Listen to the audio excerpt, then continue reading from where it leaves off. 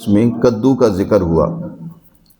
کدو بڑا ایک بابرکت سبزی ہے، اس کے طبی بھی خصوصیات اور فوائد بے شمار ہیں، اس لیے مناسب سمجھتا ہوں کہ کچھ اس کے طبی فوائد کا ذکر کر دیا جائے۔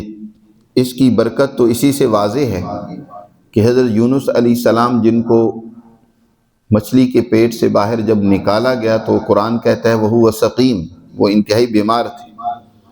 اب ظاہر ہے اس بیماری کو دور کرنے کے لیے، کمزوری اور لاغری کو دور کرنے کے لیے جو ان کو وہاں سبزی دی گئی، کھلائی گئی، وہ اسی کدو کی سبزی تھی۔ کدو انہوں نے کھایا، اسی سے جسم میں توانائی پیدا ہوئی۔ اس سے ایک بات تو یہ معلوم ہوئی ہے کہ بیمار آدمی کے لیے بہترین غذا وہ کدو کی سبزی ہے۔ اس کو پکا کر گلا کر اچھے طریقے سے کھلانا، اکیلا روٹی نہ کھائیں، صرف سبزی کھائیں۔ ہمارے ہاں آج رواج بن چکا ہے کہ جب تک روٹی نہ کھائیں تو ہم سمجھتے ہیں کہ ہمارے اندر کوئی توانائی نہیں آئی، حالانکہ جیسے زمین سے گندم اگتی ہے اسی طرح یہ سبزیاں بھی اگتی ہیں۔ مریض کے لیے روٹی ثقیل غذا ہے جو اس کی ہضم نہیں ہوتی، اس لیے اس کو اکیلی سبزی چمچ سے کھلانی چاہیے۔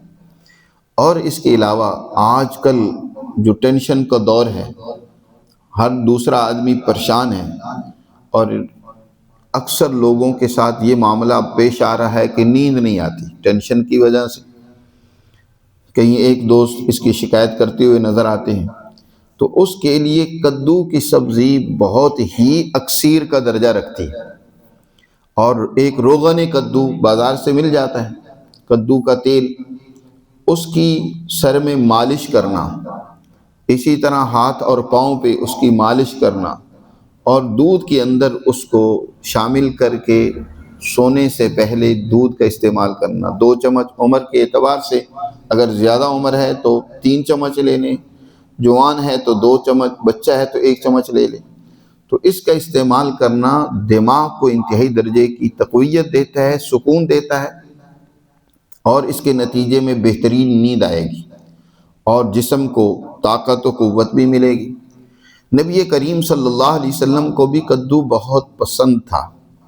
حضرت انس رضی اللہ تعالیٰ عنہ فرماتے ہیں کہ حضور صلی اللہ علیہ وسلم کی ایک دفعہ ایک صاحب نے دعوت کی، اور اس نے حضور کی دعوت میں خشک گوشت اور اس میں کدو کی سبزی مکس کر کے بنائی۔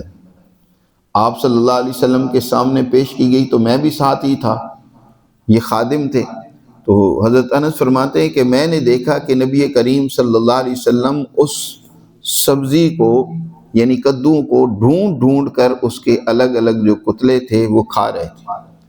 یعنی میں نے دیکھا کہ حضور کو کدو بڑا پسند تھا، تلاش کر کے حضور صلی اللہ علیہ وسلم اس کدو کی سبزی کو استعمال کرتے۔ اس طرح عائشہ رضی اللہ تعالیٰ عنہ سے حضور نے ارشاد فرمایا کہ جب گوشت بناؤ تو اس میں یہ کدو شامل کر دیا کرو۔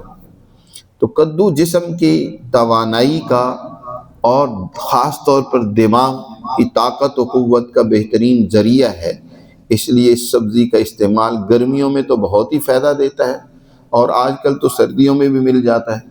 سردیوں میں اس کا حلوہ بنا کر استعمال کرنا چاہیے، اور وہ جسم کے لیے بہت مفید ہے۔ اللہ ہمیں سمجھ نصیب فرمائے۔